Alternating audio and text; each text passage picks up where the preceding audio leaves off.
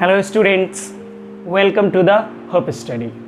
आज हम लोग सोशल स्टडीज़ क्लास 5 के सिलेबस को, पूरे बुक को समझने की कोशिश करेंगे। ठीक है, कॉन्सेप्ट को समझेंगे, इसमें क्या दिया हुआ है, हमें क्या लर्न करना है मार्च तक, ताकि आपको क्लास में फील नहीं हो कि कुछ नया चीज़ मुझे जानने को मिल रहा है, कुछ डिफ़िकल्टीज आपको फील नहीं हो। बस इस चीज़ को दूर करने के लिए हम ही करेंगे। कुछ देर मेरे साथ रहिए, आपका पूरा कन्फ्यूजन, डाउट, एक फीलिंग जो थोड़ा डिफ़िकल्ट कुछ लग रहा होगा वो क्लियर हो जाएगा, एकदम इजी लगने लगेगा। ओके, सो शुरू करते हैं। तो चलिए हम लोग कंटेंट्स को देखते हैं और फिर यूनिट और उसमें जो भी लेसन दिया हुआ है। ओके, चलिए। तो सबसे पहला यूनिट है the world at a glance, मतलब कि दुनिया एक नज़र में या एक झलक में दुनिया, यानी कि एक झलक में अगर दुनिया को देखना है तो आप कहाँ देख सकते हो? मैप पे, बाकी कहीं पॉसिबल नहीं है। ग्लोब पे भी एक झलक में आप हाफ पार्ट देख सकते हो दुनिया का, हाफ वाला बैक साइड रहता है। तो मैप में आप देख सकते हो एक झलक में पूरी दुनिया को। ठीक है, वर्ल्ड मैप लीजिए, एक नज़र में देख लीजिए। ठीक है, ग्लोब में भी देख सकते हो, थोड़ा सा टर्न करना पड़ेगा, तो एक झलक तो नहीं हुआ, दो झलक हुआ। ओके, दो नज़र में आप देखेंगे। तो इसमें कौन कौन सा लेसन है? The globe a model of the earth. तो ग्लोब क्या है?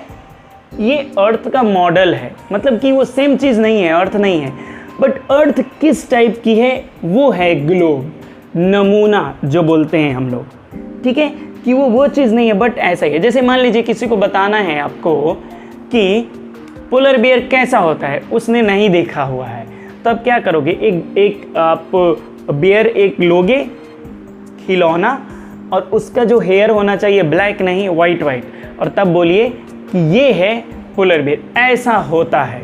ठीक है, अच्छा, वर्ल्ड जो ये जो वर्ल्ड हम लोग यूज करते हैं वर्ड, इसको आप हमेशा ध्यान रखिए, ये सिर्फ अर्थ के लिए यूज़ किया जाता है। यूनिवर्स मीन्स होता है ब्रह्मांड, यानी जो देख सकते हैं हम लोग और जो चीज़ नहीं देख सकते, ये पूरा हमारे नज़र के सामने है, ये नज़र के परे है, वो सब के लिए यूनिवर्स यूज करते हैं। वर्ल्ड मतलब सिर्फ और सिर्फ धरती पर की बात की जा रही है। ओके, चलिए, तो हम लोगों ने ग्लोब देख लिया, ये अर्थ का एक मॉडल है, नमूना है। मैप्स, अच्छा, कौन सा यूज करना ज़्यादा इजी होता है? मैप की ग्लोब को कहीं पर कैरी करना डिफ़िकल्ट होता है। मैप को आप मोड़ लीजिए, पॉकेट में रख लीजिए, कहीं पर खोल लीजिए, बिल्कुल ठीक है, और अच्छी तरह से समझ लीजिए।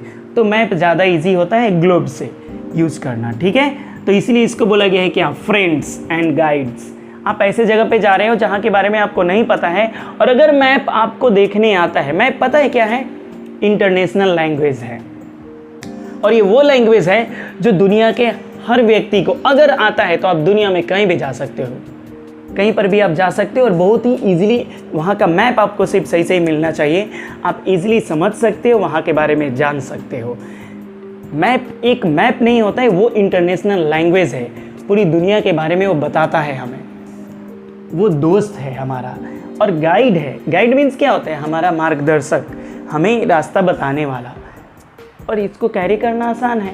ग्लोब को फ्रेंड इसलिए नहीं बोला क्योंकि इसको हम लोग नहीं ले जा सकते हैं, और मैप हम लोग अपने अकॉर्डिंग बना सकते हैं। एक सिटी का मैप बना सकते हैं, एक डिस्ट्रिक्ट का बना सकते हैं, एक स्टेट का बना सकते हैं, एक कंट्री का बना सकते हैं, एक कॉन्टिनेंट का बना सकते हैं। ये सब अलग अलग मैप, पूरे वर्ल्ड का मैप बना सकते हैं, बट ग्लोब जब भी बनेगा पूरे वर्ल्ड का ग्लोब बनेगा। ठीक है, ओके, तो इसीलिए मैप ज़्यादा यूज़फुल है। चलिए ये पढ़ेंगे हम लोग। नेक्स्ट है यूनिट 2। यूनिट 2 में क्या है? The many ways of our living, हमारे जीने के कई तरीके, बिल्कुल जीने के अलग अलग तरीके हैं। क्लास 4 अगर आपने SST पढ़ा है तो उसमें आपको इंडिया का different types of land, different types of seasons, different types of crops, ये सब कुछ है। इसलिए लोगों का रहने का तरीका, लोगों का फेस्टिवल, खाना, लैंग्वेज सब अलग अलग होता है। तो ये तो इंडिया की बात थी, हमने क्लास 4 में पढ़ा था। यहाँ वर्ल्ड लेवल पे देखना है। कैसे? देखो आप, द रीज़न फॉर, पहले तो ये देख लीजिए, the reason for varied climates, कहीं का क्लाइमेट अलग क्यों होता है? जैसे कश्मीर का कोल्ड है, केरला का वेट है, ह्यूमिड है, बहुत बारिश होती है वहाँ पे, राजस्थान का हॉट है। इस तरह से क्यों होता है क्लाइमेट डिफरेंट टाइप्स का? इसका रीज़न है आप सी से कितने डिस्टेंस पे हो, वो प्लेस समुद्र से कितने दूरी पे है, या समुद्र के पानी के लेवल से कितना ऊंचा है। ठीक है, ये सब कुछ कॉन्सेप्ट आपको लेसन पढ़ाते टाइम क्लियर करेंगे हम। और ट्रॉपिकल एरिया में है, ट्रॉपिक ऑफ कैंसर पे है कि ट्रॉपिक ऑफ कैंसर इक्वेटर पे है वो एरिया, या इक्वेटर ट्रॉपिक ऑफ कैंसर के बीच में है। ठीक है, तो या ट्रॉपिक ऑफ कैप्रिकॉन के पास है, जो भी है, या नॉर्थ पोल पे है कि साउथ पोल पे है, इस पे डिपेंड करता है वहाँ का क्लाइमेट कैसा होगा। ठीक है, वो कॉन्सेप्ट हम लोग क्लियर करेंगे जब आप लेसन पढ़ोगे। DRC ये क्या है? Democratic Republic of Congo, the land of dense forest. तो आप थोड़ा सा सोचिए, यहाँ पे ना बहुत घना जंगल होता है। क्यों होता होगा? जंगल के लिए क्या चाहिए, पौधे के लिए क्या चाहिए? खूब पानी चाहिए और मिट्टी अच्छी होनी चाहिए। तो इसका मतलब मिट्टी तो चलिए ठीक है ही है, और क्या है? वहाँ पे पानी बहुत होती है। ऐसा कोई दिन नहीं है जिस दिन बारिश वहाँ पे नहीं होती है। और बारिश भी होती है एकदम लगेगा कि जैसे कोई बिल्कुल ड्रम लेकर के ऊपर से एकदम फेंक रहा है, एकदम बाल्टी से कोई चढ़ गया है और ऊपर, और वहाँ से बिल्कुल डाल रहा है। इस तरह की बारिश होती है, एकदम से होती है, और बिल्कुल थोड़ी देर में बिल्कुल सब कुछ क्लीन। आपको लगेगा कि अरे क्या हुआ, सब कुछ क्लीन। इस तरह का स्ट्रक्चर है। तो ये हो गया तो DRC, the land of dense forest. Okay, अब नेक्स्ट, तो यहाँ के लोगों का लाइफ स्टाइल आप ध्यान में रखिएगा, बहुत बारिश होती है।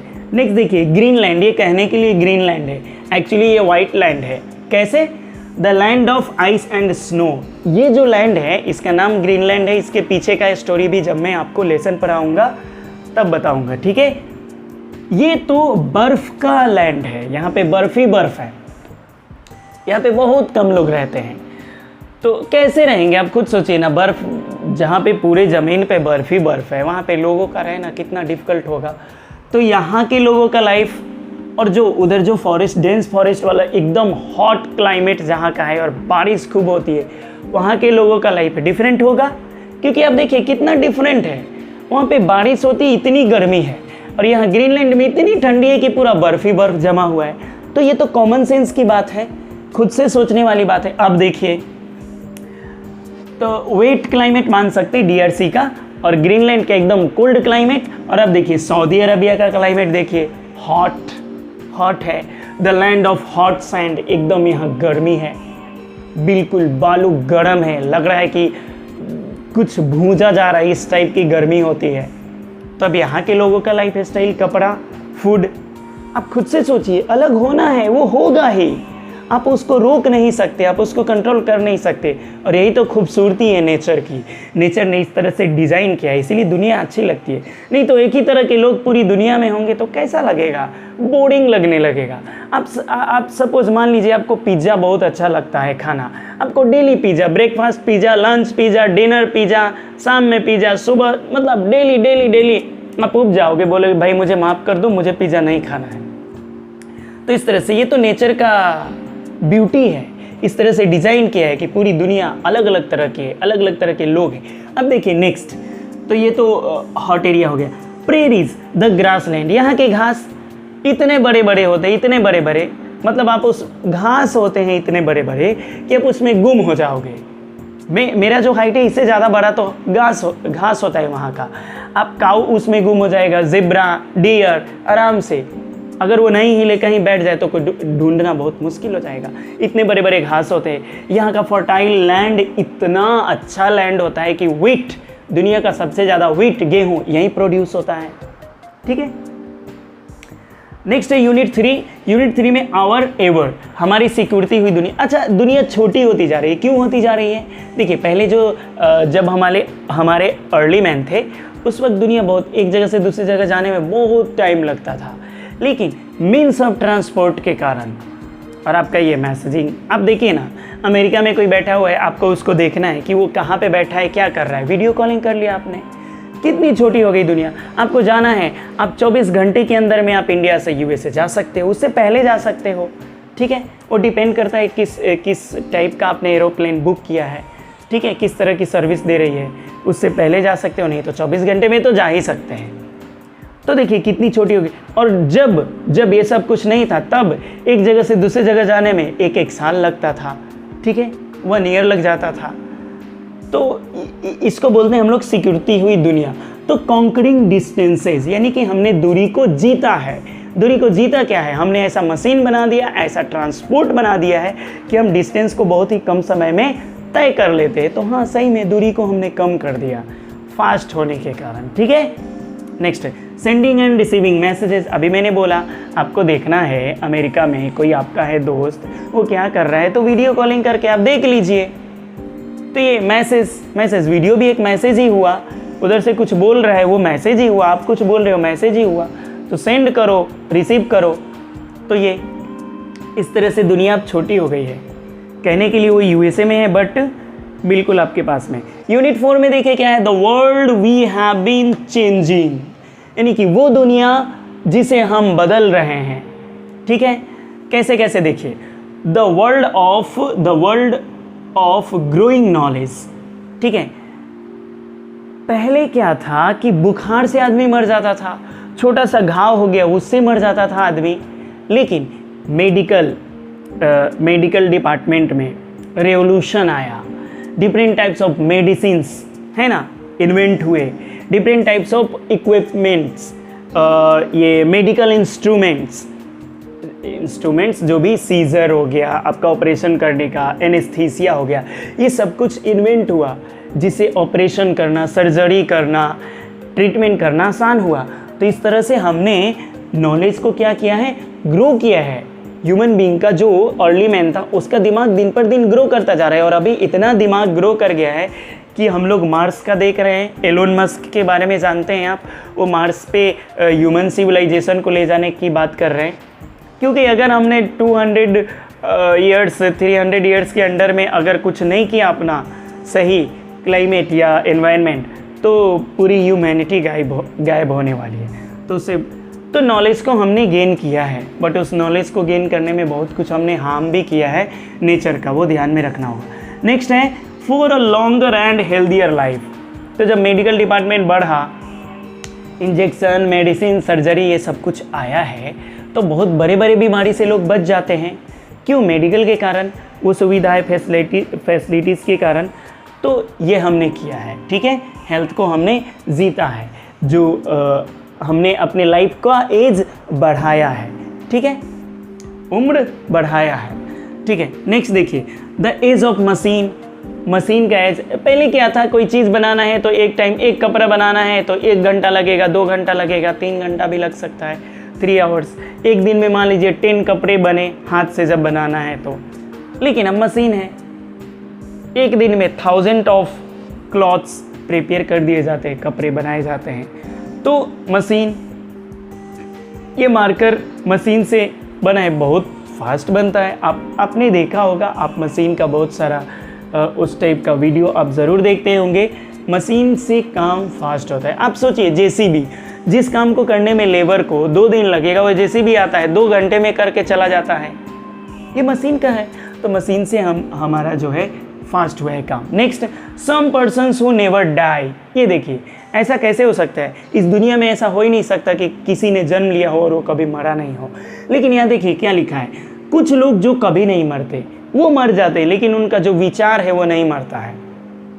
जैसे महात्मा गांधी, आप लोगों की मदद करते हैं, उनकी सेवा करते हैं, उनको सर्विस देते हैं, जिसको ज़रूरत है, तो वो नेचर ने देख लिया, जिसने आपको बनाया है वो सब कुछ देख रहा है।